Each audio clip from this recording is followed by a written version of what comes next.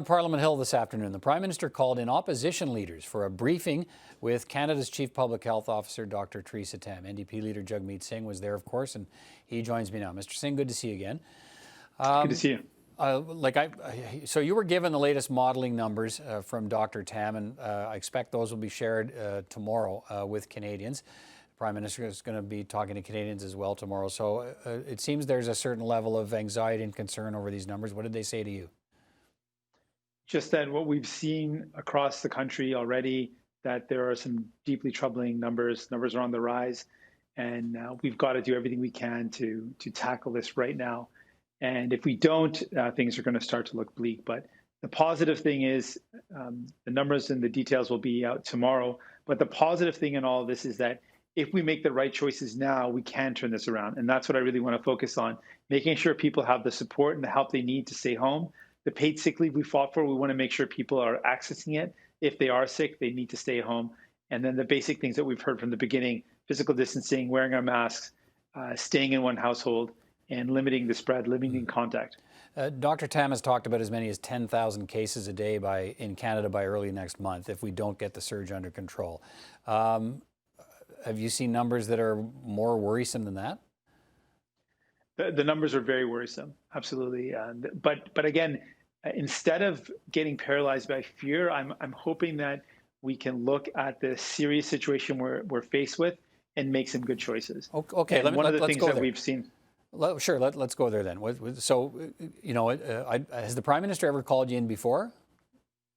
Yes, we've had conversations on the phone, and we've had briefings in person. Okay, so was there any discussion at the meeting today about what the government plans to do in over and above what it's already doing to try and bring these numbers down, or that was he looking for input from you and the others around the table today?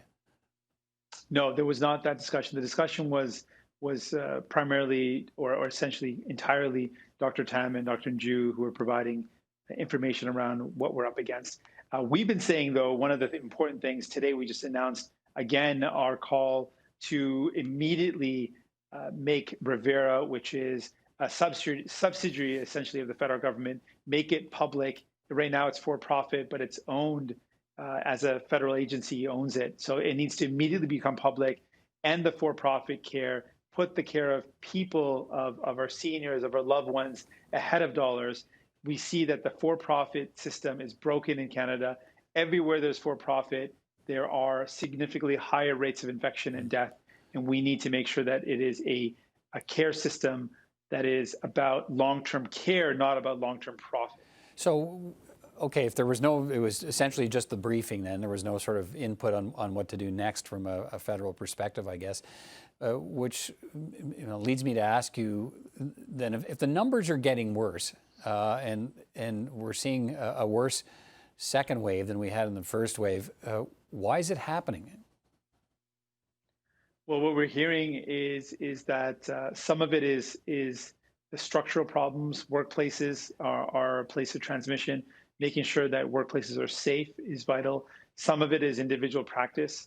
It's a combination factor. We're seeing some serious problems the biggest outbreaks are in long-term care centers. And that's what we've heard. Long-term care homes are the biggest site of outbreak. And it is very clear that the for-profit model is directly connected to that. So where profit is more important than people, then we're seeing the results are people are getting sick and people are dying. And that's undeniably one of the major factors. It was the major site of outbreak in the first wave. And that's what to me is inexcusable. We knew that it was a problem in the first wave, and we've been long saying it's clear we've got to get profit out of long-term care. The military had to be called in, and we're still not seeing the action on the part of the federal government. National standards are something that Quebec is calling for. Quebec doctors are saying, we want national standards. We're hearing people across the country saying national standards are vital. And we're hearing from many people. Today we had the president of PSAC and the president of SEIU all saying we need to stop profit in long-term care. Mr. O'Toole's put out a statement as well after the meeting, and he says in that statement, Again, he's referring to the worrisome numbers, but says, we're in this position because the government failed to give Canadians the ability to rapidly and frequently test for COVID-19, failed to tell Canadians how they plan to deliver a vaccine, and failed to be transparent with Canadians about what COVID-19 related information they're using to make decisions that affect lives and jobs. Do you share that concern?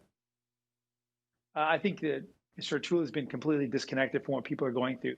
The reality is the biggest outbreaks are in long-term care homes. So when we're saying that we've got to take better care of people in long-term care homes, that is directly related to the evidence and the actual problem. Mr. O'Toole and the Conservatives have, from the beginning of this, been focused on completely unrelated matters that don't actually speak to the facts and the evidence. The evidence is clear. Long-term care homes are where the most outbreaks are happening, where the most deaths are happening.